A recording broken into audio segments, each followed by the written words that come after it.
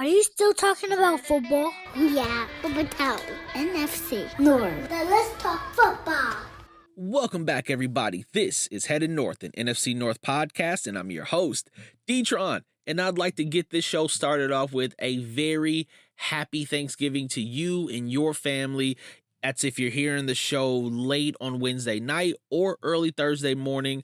I hope you and your family have a wonderful Thanksgiving. With that being said, I don't really have a show for you this week because, well, it was a short week and I didn't get to it. Plus, I'm trying to take some time to relax with my family. But before I do that, I certainly got to tell you just a couple of things. One, Detroit beat the Colts, but we knew that was going to happen. Chicago lost another close battle to a divisional opponent. Well, could probably see that coming too. And the Green Bay Packers smacked up a Brock Purdy-less 49ers group. I'm not recapping those games because, well, we've got football today/tomorrow, depending on when you're listening. And I just want to get you my spread in the field because I feel like I still don't want to miss an opportunity to make you some money. So last week I went 66%, and I'm going to blame it on the fact that they announced Purdy wasn't going to play after I posted my show. Because had I known that, I definitely would not have told you to take the 49ers. But otherwise, the Bears covered on that 3.5 for the spread, and the Lions, well, I told you could take them back 10. They won by 18. So all in all, my picks have gotten a 55.5% on the year.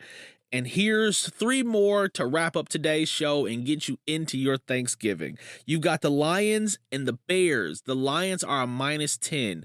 Take the -10. You could take this -13. You could probably take this -16. I think the Lions are going to come out, finally get over the Thanksgiving hump, and probably win by close to 21 points. That's 3 touchdown scores. I know that sounds a lot, but if you've watched them in games against teams that they should beat, they have beat them convincingly. So that's take the Lions -10 for sure. Green Bay versus Miami. I'm going to say take Green Bay. First, they looked great against the 49ers, but also this is going to be a nighttime game and it is in Lambeau. Miami has a history of not performing well in these kinds of games. So, well, take Green Bay. And they're -3. You could take -3. You could take it back to -6 if you want to make that line a little more enticing. And to close out, we've got the Cardinals, the first place Cardinals, by the way, taking on the Minnesota Vikings in Minnesota. Minnesota is a -3.5. Take Minnesota -3.5. I actually prefer this line -2, but either way, I think they get the win. Usually I am at this point calling Minnesota a fraud in having a great record, but not really playing up to that.